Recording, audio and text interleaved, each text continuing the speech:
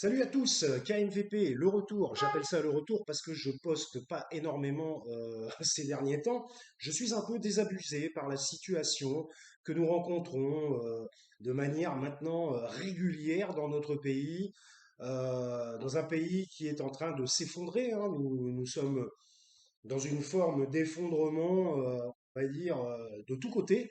Je ne vais pas développer énormément. Alors aujourd'hui, je vais essayer, alors quand je dis je vais essayer, généralement je le fais, mais bon là j'ai vraiment envie de me tenir à mes prérogatives personnelles. Je vais essayer de ne pas faire une vidéo longue, parce que j'ai pas forcément très envie déjà d'une part, et d'autre part, je pense que c'est pas forcément nécessaire. Et puis bah il est clair que j'ai une forme de démotivation à entretenir ma chaîne KMVP ces derniers temps, qui n'a rien à voir avec le nombre d'abonnés ni rien. J'ai l'impression enfin, moi comme les autres, nous parlons tous dans le vide. Voilà. Je ne sais pas si vous avez remarqué, surtout depuis l'avènement des réseaux sociaux, qui est quand même, je dirais, qui était au départ prévu pour le bien de l'humanité et qui se transforme en, je ne sais pas trop comment le qualifier, mais vous avez bien compris que effectivement, on a tellement de problèmes, de problématiques qui sont issus des réseaux sociaux.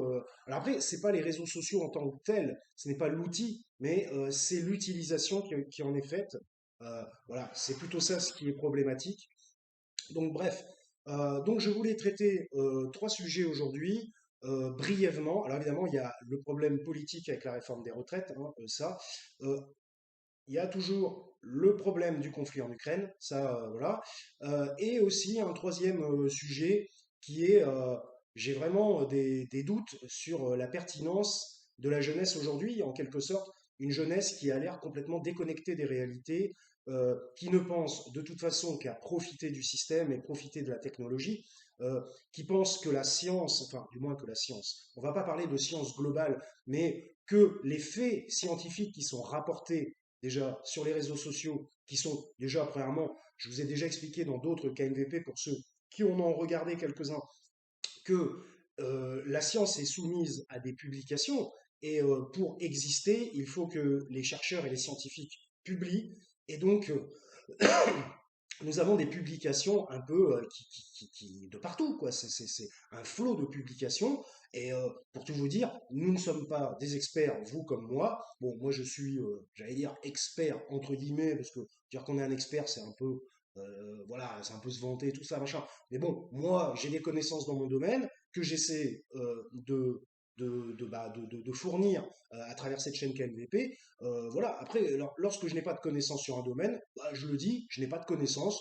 Donc, mon avis est vraiment purement subjectif. De toute façon, voilà. Donc, de toute façon, cette chaîne KNVP représente un avis subjectif, hein, comme j'ai déjà dit. C'est par le biais enfin, le biais, faut pas mal l'interpréter, de mon prisme personnel que je donne mon avis tout simplement, qui de toute façon moi, j'essaie d'être le plus objectif possible, effectivement, lorsque je parle, mais forcément, il y a une subjectivité derrière qui est en rapport avec ma personnalité, mon vécu, mon expérience, et qui je suis, et ma psychologie personnelle, tout simplement. Et donc, évidemment, tous les gens qui vont poster sur Twitter, je prends l'exemple de Twitter, mais ou ailleurs sur d'autres réseaux sociaux, parce que bon, moi, je suis surtout la politique sur Twitter et non pas sur Facebook, heureusement, parce que voilà, on ne s'en sort plus, eh bien, leur avis est autant subjectif que le mien. Bon, néanmoins, moi, j'ai eu une démarche scientifique dans mes études, hein, j'ai été soumis à une démarche scientifique lors de mes études de psychologie, et donc, cela me donne peut-être un point d'objectivité légèrement supérieur. Mais bon, alors quand je dis supérieur, c'est pas je suis supérieur, c'est le point d'objectivité. Vous voyez, voilà. Parce que le problème, c'est que dès qu'on dit quelque chose sur Twitter, alors je remets pas en cause Twitter, c'est un outil, comme j'ai déjà dit, c'est un outil. Après, il est bien ou mal utilisé. Vous pouvez prendre un marteau, par exemple, pour prendre un exemple relativement simple, vous pouvez prendre un marteau pour pour construire, ça c'est mon chat, pour construire une maison ou pour taper sur le crâne de quelqu'un. Vous voyez, tout dépend de l'utilisation que vous allez faire de cet outil. Donc voilà, tout simplement. Donc, si vous voulez, eh bien, voilà, je me sentais un petit peu, je reviens un petit peu à mon début de sujet, je me sentais complètement désabusé, je me sens complètement désabusé par ce qui se passe. Alors bon, on va démarrer rapidement, je vais essayer de faire une vidéo non supérieure à 20 minutes, hein, ça va peut-être être difficile, on est déjà à 5 minutes. J'avais l'impression que j'avais pas grand-chose à raconter, et comme je l'ai déjà dit plusieurs fois, l'appétit vient en mangeant. Comme vous savez peut-être, ou si vous ne le savez pas, KMVP, Karine Michel vous parle, pas de cut, pas de montage, pas de mensonge, tout est brut. Voilà, je ne fais aucun montage, rien, je fais tout en direct. Et donc, eh ben, il faut bien que j'ai quelque chose à dire, puisque si je n'ai rien à raconter et que je me tais, eh bien, ça n'est pas ma tête qui est intéressant à regarder en vidéo. Donc voilà, donc ben alors on va démarrer déjà par le conflit qui va opposer la totalité des syndicats, ce qui est relativement rare, qui est très très rare de nos jours en France, au gouvernement Macron. Je vais l'appeler le gouvernement Macron, je ne les appelle pas Renaissance. Renaissance, déjà, c'est Renaissance de quoi? Pour renaître, il faut être mort, hein, déjà.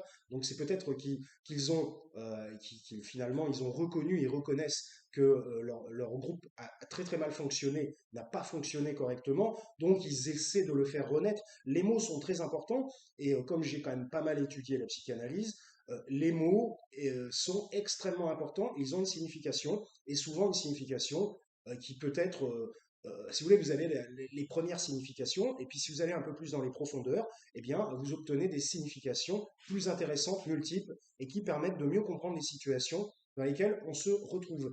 Donc voilà, donc Renaissance, déjà, qui est un nom, voilà, voilà, on a l'impression d'être dans un film ou dans une mythologie, ce qui est relativement ridicule. Euh, vous avez bien compris, bon, moi je ne reprends pas les faits, hein, parce que les faits, je pense que tout le monde les connaît. Les gens font leurs recherches par eux-mêmes. Bon, vous avez bien compris que la réforme des retraites, ils veulent la faire passer. Si elle ne passe pas par le enfin, eux, dire dialogue, déjà, c'est un peu antinomique, hein, parce que eux, ils disent dialogue parce qu'ils ne veulent pas paraître antidémocratiques, mais néanmoins, l'utilisation du 49.3 est toujours faite. Euh, on en est déjà à 10-12, ce sera peut-être, je crois qu'on en est une dizaine déjà, donc ça sera peut-être la 12e, je ne sais pas exactement, excusez-moi si je me suis trompé de un ou deux, hein, parce que quand on ne dit pas les choses exactement, ah non, non mais ça, vous voyez, bon, ça va revenir à mon troisième sujet. Ah non, hein, c'est pas 11, c'est 12, hein. Ouais, bon, enfin, je veux dire, moi, je suis pas très très fort en maths, mais 11 ou 12, hein, voilà, si vous faites une fraction, hein, on n'obtient pas un grand changement, hein, vous voyez. Donc, on en est à la 11e ou 12e, ça va être un 49.3, c'est sûr et certain. Il ne faut pas se leurrer sur la position du gouvernement Macron, puisque de toute façon, c'est lui qui dirige tout, et c'est lui l'être suprême, on va dire, qui donne les ordres, hein, tout simplement, et les autres doivent se plier obligatoirement à ces injonctions qui sont souvent paradoxales, puisque vous savez très bien qu'en 2019, j'ai encore revu très récemment à la télévision les faits là, eh bien en 2019 il a dit non, non, la réforme des retraites, je la ferai pas parce que ça serait injuste. C'est lui-même qui dit.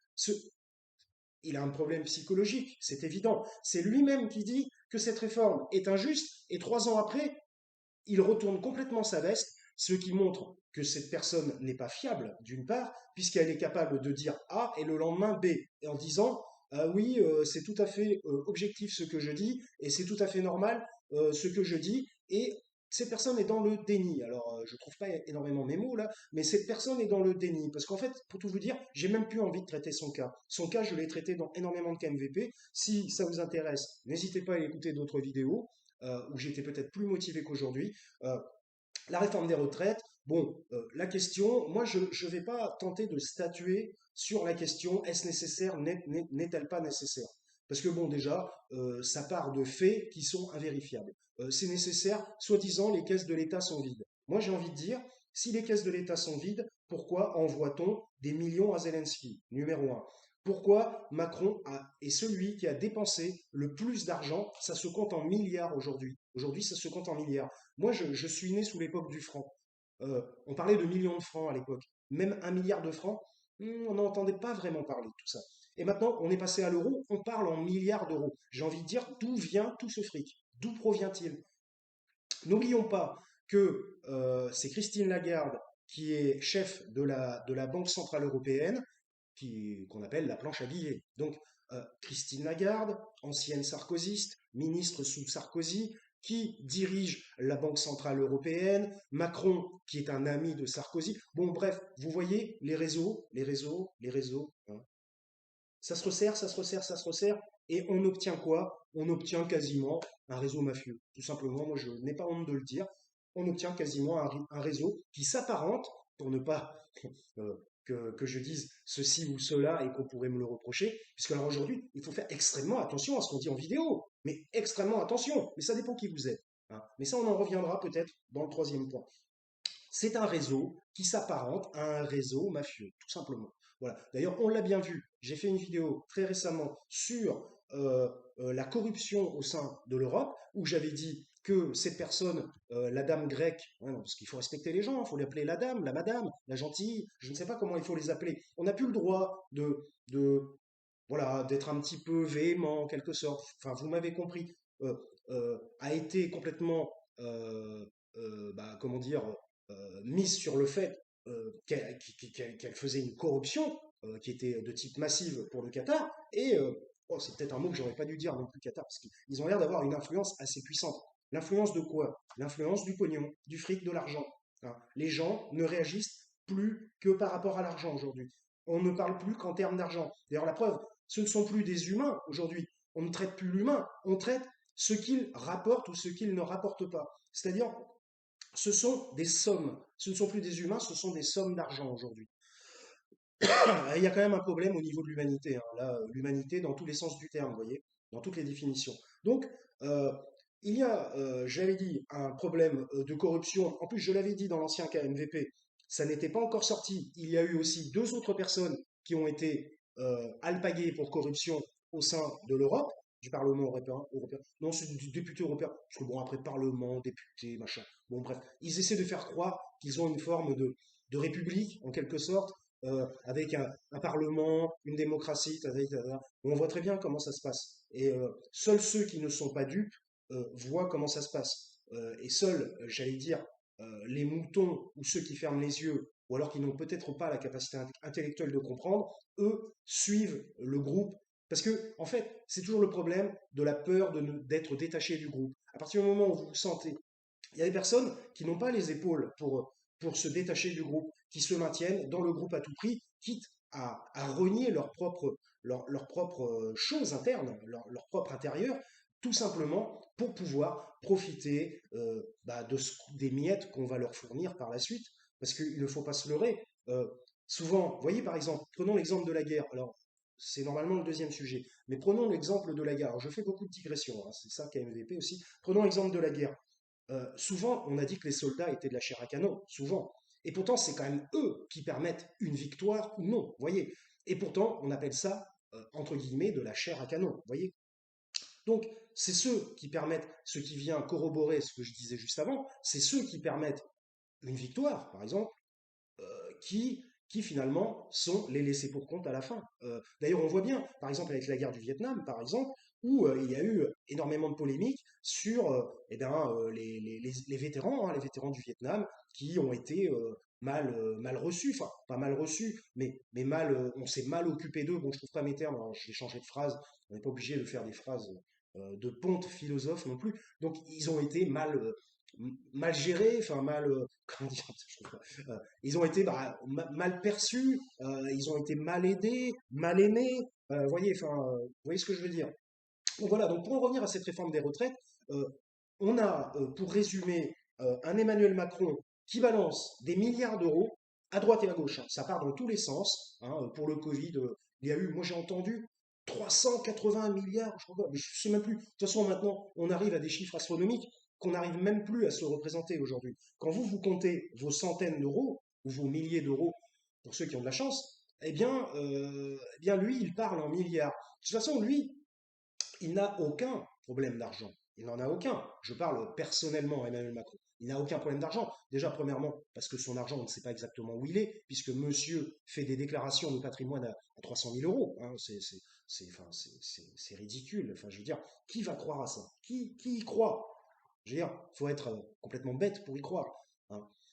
Donc, mais par contre, oh, il dépense sans compter. Il ne fait que dépenser. Par exemple, pour la Coupe du Monde, bon, petit rapport avec l'écologie, pour la Coupe du Monde, il a fait deux, trois allers-retours en jet pour aller, enfin en avion présidentiel, je ne sais quoi, pour aller au Qatar. Alors, sans parler de l'empreinte écologique, hein, on ne va pas aller jusque-là, bien que ça soit important, mais ça n'est pas le sujet. Bon, j'ai envie de dire, mais combien d'argent dépense-t-il pour sa gueule? Ah zut, est-ce que c'est un gros mot? Je ne sais pas, parce qu'il paraît que maintenant on n'a plus le droit de dire de gros mots sur YouTube. Il faut faire très attention. Au moins j'ai la chance de m'exprimer relativement correctement, à la différence d'autres, malheureusement pour eux.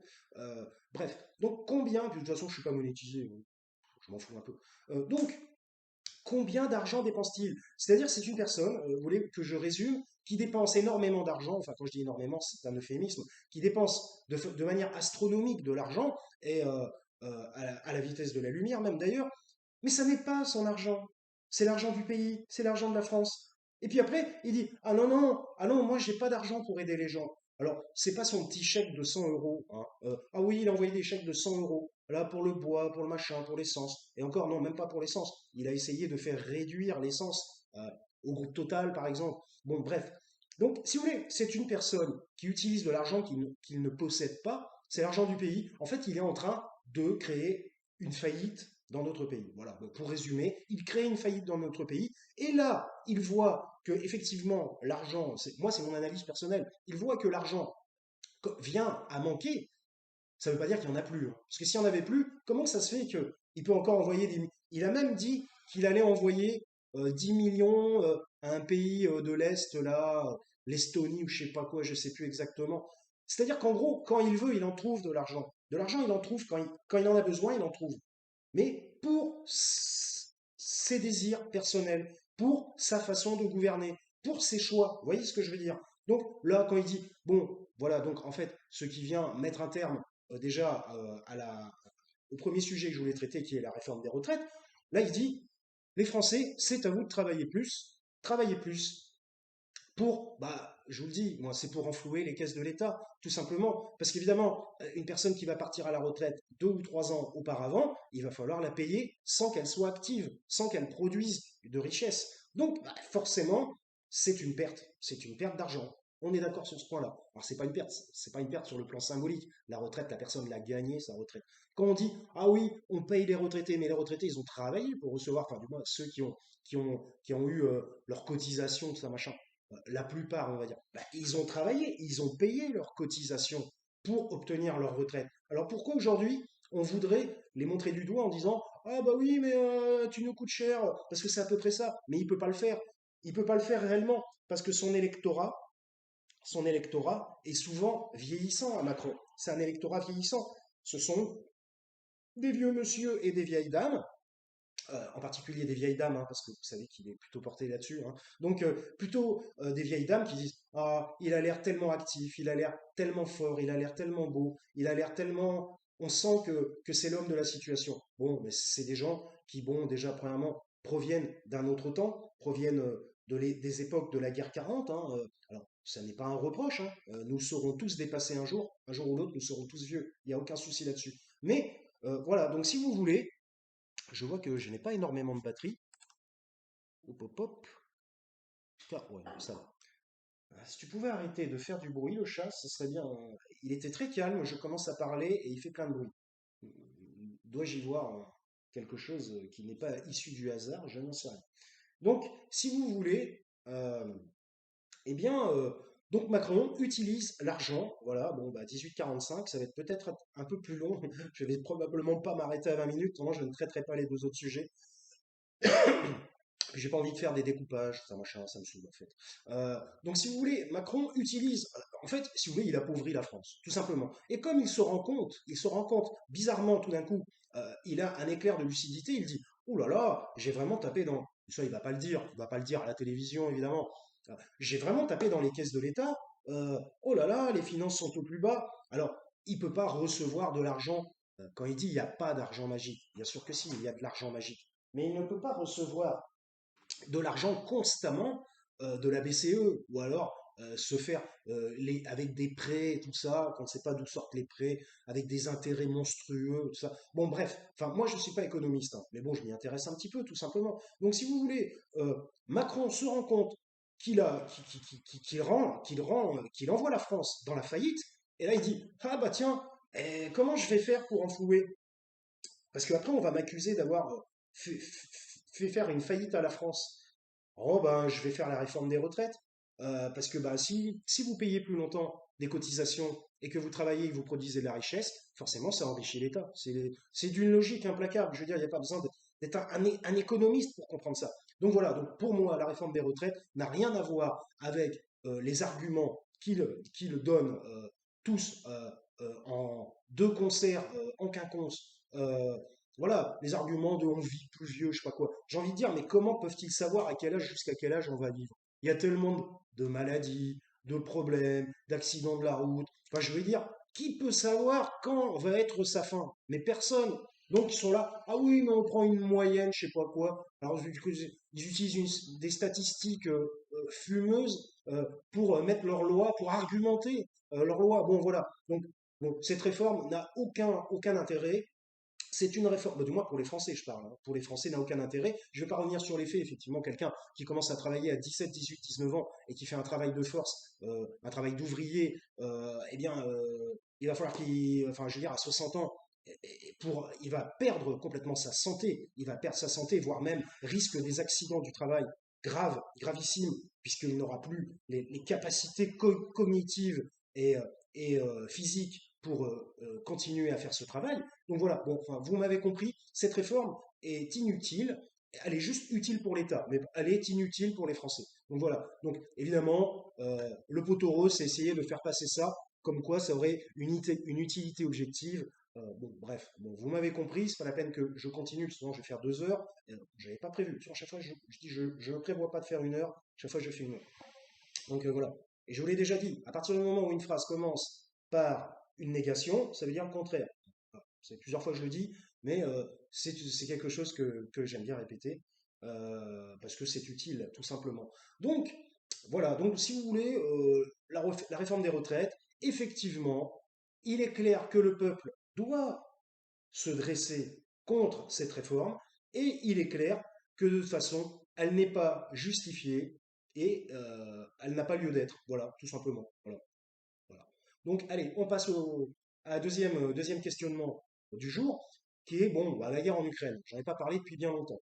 La guerre en Ukraine. Bon, la guerre en Ukraine, ça se passe pas bien. Bon, vous allez me dire, une guerre, ça se passe jamais bien. Ça, c'est sûr. Mais ça se passe pas bien. Il n'y a aucun terrain d'entente entre Zelensky. On va pas parler des Ukrainiens. Moi, je connais pas les Ukrainiens, je connais pas leur avis. Bon, évidemment, ils vont pas dire, voilà, ça c'est sûr, hein, ils sont contre l'envahisseur, ce qui est tout à fait normal. On ne peut que les soutenir à ce niveau-là. Mais néanmoins, voyons que Zelensky n'est absolument pas pour la paix. Lui, il ne demande pas de pourparler, il ne demande pas de s'asseoir autour d'une table et d'essayer de trouver une résolution du conflit. Absolument pas. Il demande des armes, des armes, des armes, des armes, c'est tout ce qu'il demande. Il demande le soutien, le soutien, le soutien, et même, je peux vous dire qu'il souhaiterait, il ne l'a pas dit, mais il souhaiterait que l'OTAN rentre les pieds dedans et que les pays occidentaux se mettent en guerre contre la Russie. Mais j'ai envie de dire, il veut quoi ce type? Il veut une guerre totale, mondiale, c'est ça?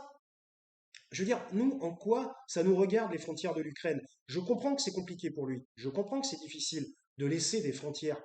Mais bon, je suis déjà revenu dans un épisode précédent sur le pourquoi de la guerre en Russie. N'oublions pas les populations du Donbass et de la Crimée et ce qui s'est passé de la part de l'Ukraine occidentale, on peut appeler ça maintenant. De toute façon, pour moi, le pays est coupé. Il n'est pas coupé en deux, mais il est coupé quand même. Il n'obtiendra probablement pas, du moins pas par la force, puisque la Russie est une très très très grosse force militaire, et on commence à s'en apercevoir. Poutine, il y va en escalier.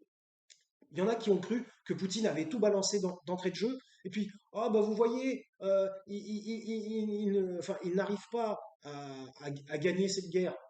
Il a tout balancé, mais il n'a rien balancé. Il a balancé un tiers de ses capacités. Enfin bon, moi, c'est ma vision. Donc si vous voulez, moi, je suis pas là pour dire je suis pour ci ou je suis pour ça. J'essaie de faire une analyse objective de la situation en me séparant, en quelque sorte, d'une subjectivité personnelle, tout simplement. Moi, je dis que de toute façon, la Russie, on sait très bien que c'est un pays qui est extrêmement armé, c'est un pays qui a des capacités énormes.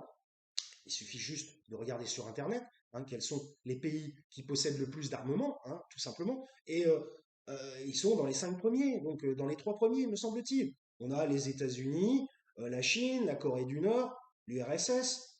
Voilà, donc il faut arrêter de se voiler la face. Donc, bah, cette guerre, elle s'enlise, elle va faire de plus en plus de grand nombre de morts. Euh, Zelensky ne veut absolument pas faire de pourparlers. Il veut guerroyer. C'est un seigneur de guerre, tout simplement. Et donc, ben, malheureusement, il se passera ce qui se passera. Et je ne sais pas jusqu'où ça va aller, mais Poutine n'a pas encore sorti ses armes les plus terribles, comme vous le savez. Et si il entraîne l'Occident, malgré le refus des populations, parce que vous avez envie, vous, de participer à la guerre en Ukraine? Moi, personnellement, pas du tout. Vous voyez, voilà.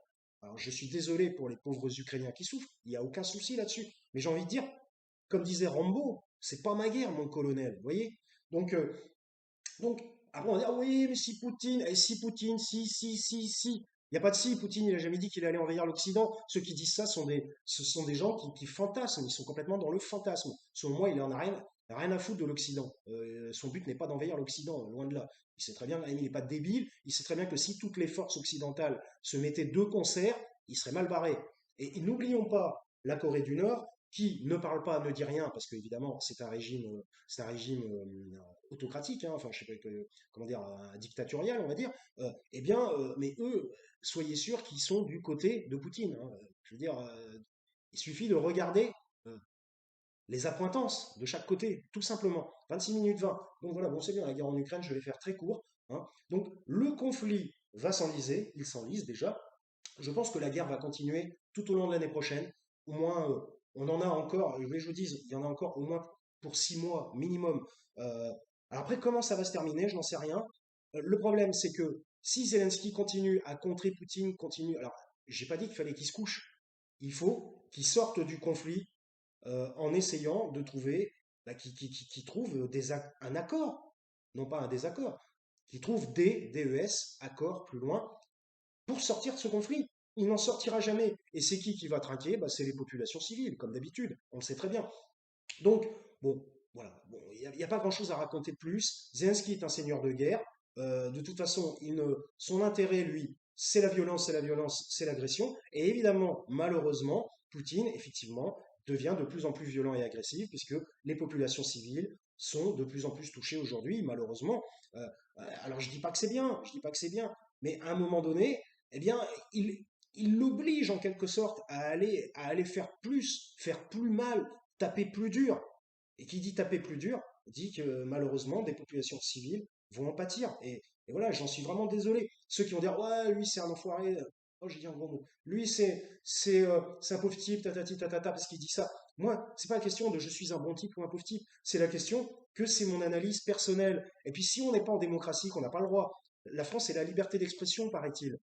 Donc si on n'a pas le droit de donner son avis, eh ben dans ces cas-là, tu passes ton chemin, tu changes de vidéo, et puis voilà, tout simplement, ça ira pas plus loin. Donc 28 minutes 06, voilà, bon, j'aurais terminé avec la guerre en Ukraine, de toute façon, il va y avoir des rebondissements, il va y avoir des choses qui vont se passer, et j'espère qu'il n'y aura pas de nucléaire qui sera utilisé, mais pour tout vous dire, j'ai un peu peur, j'ai un peu peur, oui, alors on verra, hein, je ne sais pas où ça va tomber, hein, de toute façon, hein, mais bon, voilà, il y a de fortes chances que si ça continue à s'enliser et qu'il n'y a pas de sortie possible du conflit, il y a de fortes chances que le nucléaire soit utilisé à un moment donné. Après, j'en sais rien, je ne veux pas faire peur aux gens, mais voilà, alors après, ça sera pas le nucléaire de ouf, quoi, ça va pas être le gros truc, mais une petite ogive par-ci.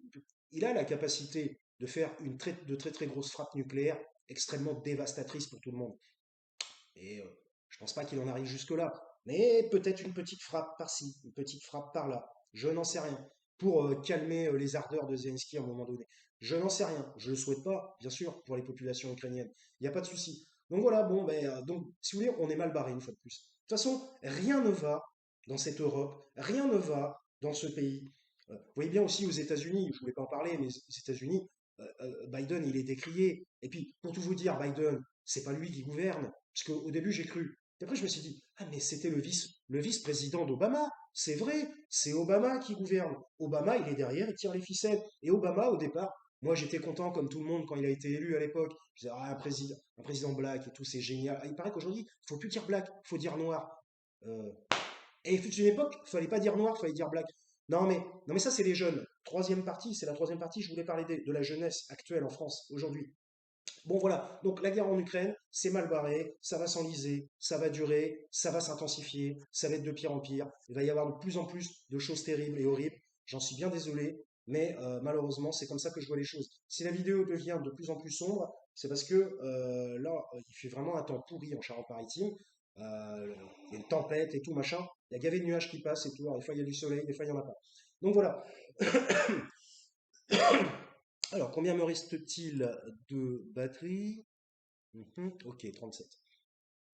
Donc, 30 minutes 26. Eh bien, écoutez, voilà, ben, on va en arriver au troisième sujet. Je vais me calmer un petit peu parce que c'est assez épuisant hein, faire des KMVP, hein, ça n'a pas l'air comme ça.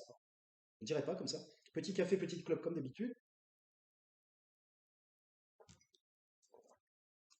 Je sais pas pourquoi je le dis, parce que bientôt, tout ce qui est mal perçu par la population, enfin par la population, mal perçu par les autorités, excusez-moi, je me suis trompé, va être interdit sur YouTube. Le problème, c'est que il y a de plus en plus d'interdictions. Et bientôt, il n'y aura plus que des vidéos de cuisine ou d'enfants qui jouent à la poupée ou alors de personnes qui courent en disant ah oui, c'est bien. Aujourd'hui, si vous voulez, vous avez une opinion, il y a ce qui est bien et ce qui est mauvais. Ce qui est mauvais doit être censuré. Enfin, ce qui est perçu, excusez-moi, je me suis mal exprimé, ce qui est perçu comme mauvais, parce que qui provient en plus d'une perception subjective, tout simplement. Alors après, bon, je peux dire que fumer des cigarettes, c'est bien. Effectivement, on peut avoir le cancer des poumons. Il n'y a pas de souci. Ça, on le sait. Ça n'est pas positif. Mais néanmoins, j'ai envie de dire, il y a énormément de pollution. Il y a énormément d'intoxication à des produits issus de technologies diverses et variées. Par exemple, vous savez très bien qu'il y a eu le scandale de l'amiante, fut une époque. Alors, si vous voulez, bon, je veux dire, il y a des gens qui respirent de la pollution, ils ne s'en rendent même pas compte.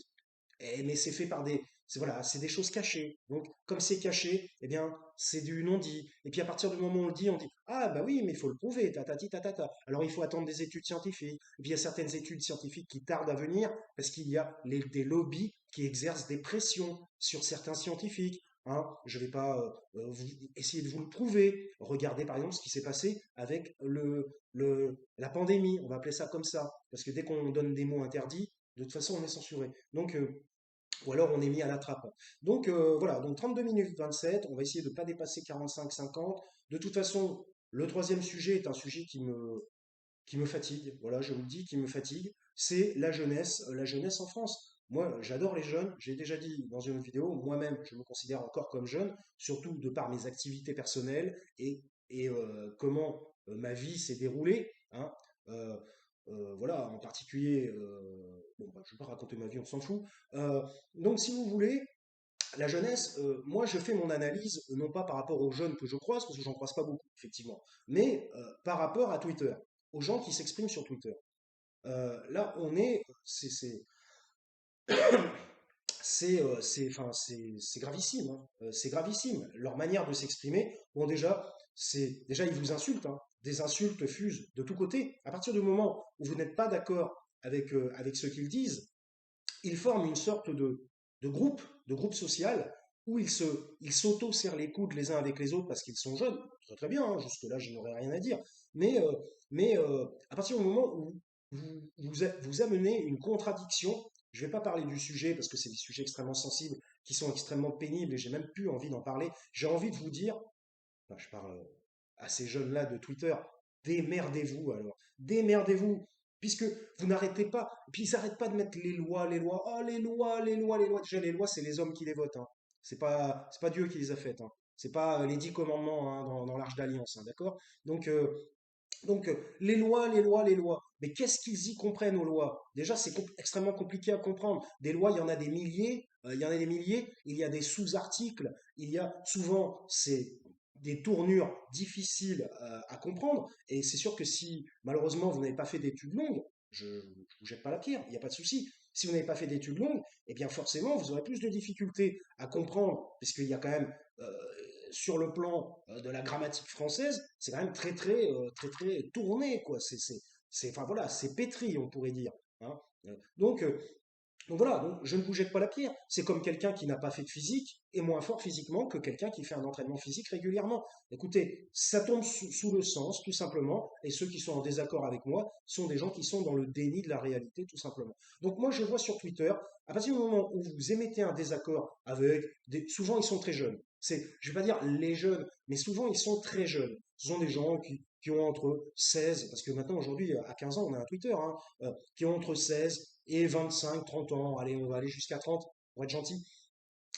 Ils ont des points de vue qui sont complètement centrés. Ils n'arrivent pas à se décentrer de leur point de vue, probablement dû à une incapacité mentale, puisqu'ils sont encore assez jeunes, à avoir des nuances dans leurs propos, tout simplement, et avoir peut-être une analyse plus proche de l'objectivité que de la pure subjectivité intrapsychique personnelle. Donc, si vous voulez, ces gens-là, à partir du moment que vous mettez quelque chose qui ne va pas dans leur sens, qui est en désaccord, eh bien, soit vous êtes raillé, vous êtes discriminé, ils vous diminuent et vous êtes insulté. Voilà. Donc, c'est ça leur technique d'argumentation. Est-ce que c'est comme ça qu'on argumente et qu'on se retrouve dans une démocratie d'arguments, tout simplement, qui permet justement à la démocratie d'exister.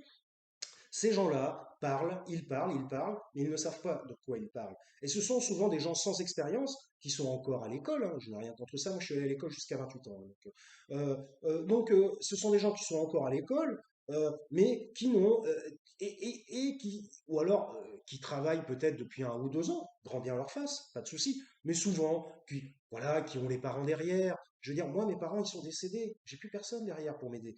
Ce sont des gens, lorsqu'ils ont un problème, ils vont aller pleurer dans les jupons de papa, maman. Et sont ces gens-là qui tentent de vous faire la leçon de morale sur Twitter. Mais j'ai envie de dire, regardez-vous, vous êtes des poupons, vous êtes des bébés. Et quand la vie vous aura appris l'expérience, quand vous avez une expérience de vie et que vous aurez souffert, parce que apparemment vous n'avez pas encore souffert, vous ne savez pas ce que c'est que la souffrance. Et quand vous aurez souffert, eh bien vous comprendrez. Et de toute façon, comme je l'ai déjà dit à certaines personnes avec qui j'ai eu des conflits parfois, par exemple comme une voisine, ce genre de choses, quand j'habitais à Bordeaux. J'avais une emmerdeuse de premier plan qui me disait que je faisais trop de bruit, alors que elle, par exemple, c'est pour donner un exemple, hein, je donne un exemple, alors que elle rentrait de boîte de nuit à 5 heures du matin avec une copine et parlait de sa soirée de boîte de nuit en parlant mais hyper fort. Je l'entendais, j'entendais tout. Je pouvais quasiment refaire son discours. Et donc, et c'est elle qui venait me donner des leçons en disant s'il vous plaît, à partir de 21 heures, vous pouvez baisser votre télévision.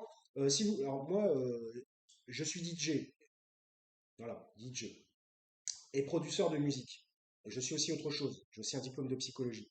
Euh, Elle disait vous pouvez baisser votre musique, s'il vous plaît, vous pouvez baisser votre télévision, vous pouvez parler moins fort, quand vous marchez, vous pouvez mettre des chaussons. Bon, bref, c'est-à-dire, il faut tout faire pour la princesse, mais par contre, la princesse, elle, quand elle rentre à 5 heures du matin, elle fout le bordel, elle ricane hyper fort, en plus, elle picolait même pas, hein.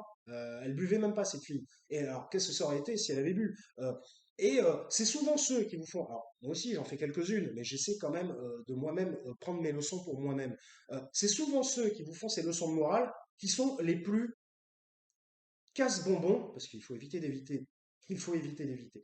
Il faut éviter de donner des gros mots sur YouTube aujourd'hui, qui sont, enfin bon, moi je ne suis pas monétisé, je m'en fous, mais bon, bref, ça ne va pas aider au référencement de la vidéo, qui de toute façon est extrêmement peu référencé. Donc si vous voulez m'aider hein, à grandir un peu, à grossir, eh bien, je vous en remercierai d'avance. Donc voilà, c'est ce genre de personnes qui vous font des leçons de morale. Et j'ai souvent remarqué que ce sont des gens, surtout sur Twitter, sont des gens très jeunes. Voilà, moi j'en ai pris plein la face, je me suis fait insulter plusieurs fois, hein. Mais bon, vous voulez que je vous dise, j'en ai rien à foutre. Enfin voilà, ça me touche un peu, dans le sens, c'est même pas pour moi que ça me touche, c'est pour eux. Je me dis, mais qu'est-ce que ça va donner ça plus tard? Des gens, à partir du moment où vous êtes en désaccord avec eux, vous prenez un flot d'insultes. Je veux dire, c'est ça leur argumentation. Ou alors, ils ont une spécialité, c'est de retweeter des choses qu'ils ont vues. Par exemple, vous savez que dans un discours, il est extrêmement difficile d'être totalement dans une logique, de ne pas faire de petites incartades où on pourrait parfois remettre en cause quelque chose qu'on a dit avant. Alors, on va pas aller jusqu'à Macron parce que lui, c'est carrément c'est le général, lui, il est, c'est le spécialiste. Mais Bon, bah, évidemment, dans un discours, nous ne sommes pas des machines. Et parfois, on dit une chose, et parfois, on va peut-être étayer plus tard, et puis on va dire, ah bah oui, mais finalement, ça revient à dire un peu le contraire. Alors, c'est pas pour ça que je dis que c'est ce que j'ai fait, hein. Je dis juste que c'est possible que ça arrive. Et là, la particularité, c'est de remettre votre tweet en dessous et puis dire, oh là là, vous avez vu lui, là, gna gna gna, quel pauvre type, quel gros nul. Voilà. Et puis, en fait, c'est qu'on veut vous exposer, à travers cela, on tente de vous exposer à la vindicte populaire, ce qui est, d'ailleurs, je trouve ça, enfin, c'est dangereux, hein, c'est assez dangereux. En fait, ça revient à la question du tribunal populaire que l'on retrouve de manière régulière. Aujourd'hui, le tribunal populaire, il est partout. Il est à la télévision avec les pseudo-essayistes, les pseudo-politologues qui passent sur les chaînes mainstream d'infos, hein. On ne va pas développer, vous avez compris. Je vais bientôt m'arrêter, 40 minutes 30. Et puis, sur Twitter, on en revient à la vindicte du tribunal populaire. Oh, regardez, lui, il a dit ça, c'est pas bien, il faut le faire taire, hein. Ah, oui, bon, moi, je vous dise, enfin, tout ça, c'est du flan. Tout ça, c'est de la fumée. C'est, de toute façon, je veux dire, voilà. Bon, mis à part ceux qui ont des milliers, des milliers, des centaines de milliers d'abonnés et qui prennent ce qu'on appelle des raids de diffamation, des raids quand ça s'appelle de harcèlement, machin. Bon, bref, aujourd'hui, enfin voilà, les grands questionnements, c'est, oh, le harcèlement, la question féministe, il n'y a que ça. Moi, je dis pas que c'est pas important, la question féministe, mais à partir d'un moment, faut arrêter. Il y a des choses plus importantes que ça dans la vie aussi. Alors, souvent, la question féministe aussi, alors, peut-être que je termine mal, hein, il y a des gens qui se diraient, ah oui, c'est pas mal ce qu'il raconte, puis après, ah ouais, il est anti-féministe. Je ne suis anti-rien, voilà. Je suis anti-dictature, tout simplement anti-autocratie, anti-censure, voilà ce que je suis. Euh, et anti-tribunal populaire. Voilà. Alors après, bon, on a le droit de donner son avis. Voilà, aussi. Comment dire? On a l'impression que c'est anti-inquisition. Voilà, je cherchais le terme. On a l'impression de revenir à l'inquisition. Voilà, voilà, c'est l'inquisition aujourd'hui. Voilà. Donc, bon, peut-être allumer cette clopasse.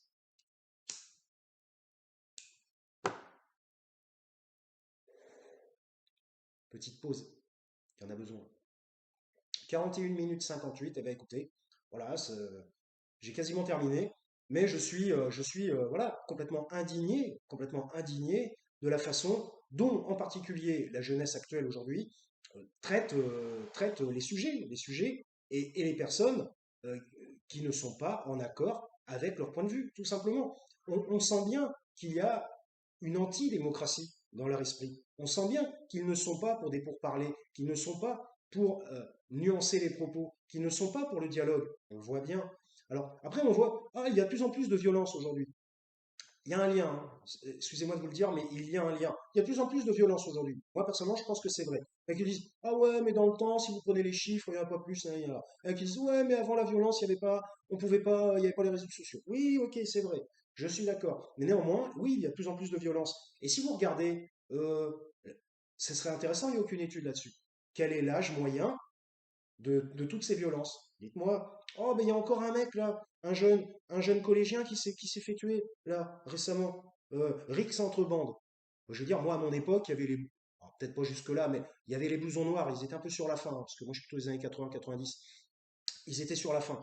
Mais il y avait les blousons noirs et tout. Oh, ils se mettaient un peu sur la tête quand ils sortaient de boîte de nuit, ils avaient trop picolé. Enfin voilà, quoi, ils se mettaient un peu sur la tête parce qu'ils avaient envie d'exister à travers ça. Ils faisaient quelques petits trucs, tout ça, machin, qui était pas bien. C'était ce qu'on appelait les loupards, des voyous, quoi. Non, mais aujourd'hui, c'est carrément des gangsters. C'est plus des loupards ou des voyous, là, hein. Je veux dire, on est passé au stade supérieur. Alors je pense aussi que la culture américaine, aussi, la culture aussi du rap, je peux pas dire que c'est à cause du rap, machin, mais le rap, c'est quand même le seul, un des seuls, je regarde mon chat, un des seuls trucs qui s'est fait appeler gangsta quelque chose. Ah, il n'y a pas d'autre type de musique où il y a la gangsta, il n'y a pas voilà, enfin voilà, gangsta, rap. Voilà. Bon. Après, moi, je suis pas en train de dire le rap, ah, faut censurer, c'est pas bien. Non, moi, je suis musicien et j'aime bien le rap. Certaines formes de rap, j'adore ça. Donc, non, mais voilà, il faut faire attention aux paroles qui sont disséminées à l'intérieur, à ce que les gens disent. Alors bon, je dis pas qu'il faut les juger, les condamner. Ce ne sont que des paroles, effectivement. Et effectivement, s'il y a des paroles qui appellent à faire du mal à autrui, eh bien, il faut peut-être malheureusement, moi je suis pas pour. Malheureusement, vous voyez, je vais me contredire. Voilà, ouais, par exemple, et peut-être un peu censurer ces paroles-là. Ou alors et mettre moins de visibilité, en quelque sorte, moins de visibilité à ce genre de choses. Voilà. Bon. Et alors donc, je disais, la violence chez les jeunes, c'est extrêmement violent aujourd'hui. Aujourd'hui, je veux dire, bon, on sait très bien que le problème, c'est que les jeunes, ils sont soumis, ils sont encore moitié adolescents. Même quand vous avez 20 ans, vous avez encore des restes d'adolescence qui sont très présents, et même bien au-delà parfois. Donc, ils sont soumis encore, et l'adolescence, c'est la pulsion, c'est la capacité de réaliser dans la réalité des choses qui autrefois étaient fantasmées à la période de l'enfance. C'est la capacité de réaliser des choses, que les choses sont à portée, si je puis m'exprimer ainsi, à portée de main, vous voyez ce que je veux dire. Donc voilà, évidemment, la sexualité joue beaucoup là-dedans, et souvent, l'agressivité a souvent des rapports avec des problèmes qui impliquent la sexualité, malheureusement. Donc voilà, bon, bref, bon, moi j'ai envie de dire, qu'ils s'autodétruisent, si ça leur plaît, parce que moi j'ai envie de dire, si c'est des gens qui font du mal, qui vont faire du mal au pays, qui vont faire du mal, euh, enfin, voilà, enfin, comment dire, faire du mal, c'est-à-dire qui vont propager du négatif, de la méchanceté, quelque chose qui enlise, qui enlise et qui tire vers le bas, bien en ces cas-là, moi, vous voulez que je vous dise, bah tant pis pour eux, hein. Et s'ils prennent des claques, voilà, n'y voyez, euh, n'y voyez pas forcément de lien avec la politique. Si, négation. Bref, s'ils prennent des claques, qu'ils viennent pas se plaindre. Voilà. Alors, on pourrait, j'avais envie de traiter un sujet aussi que je ferai peut-être un jour, la violence est-elle parfois nécessaire de temps en temps? Voilà, on terminera sur un questionnement dans ce cas MVP. 46 minutes 30, c'était un peu long une fois de plus. Je m'en excuse. Je vous remercie de m'avoir suivi pour ceux qui ont suivi jusqu'au bout. C'était KMVP, Karim Michel vous parle, pas de cut, pas de montage, pas de mensonge, tout est brut. Je vous dis à une prochaine, peut-être pour une autre analyse, hein, personnelle, évidemment. Euh, Si vous voulez un petit peu m'aider à croître, eh bien, abonnez-vous, c'est cool. Comme je vous l'ai déjà dit, vous n'êtes pas obligé de rester devant l'écran, vous pouvez faire autre chose en écoutant mon blabla, si ça vous intéresse. Si vous jugez, parce qu'on est tous soumis au jugement d'autrui aujourd'hui, si vous jugez que c'est pertinent, intéressant, que ça peut apporter quelque chose, eh bien, abonnez-vous. Et puis, bah voilà, hein, et puis, bah, comme d'habitude, je vous dis, portez-vous bien et à la prochaine.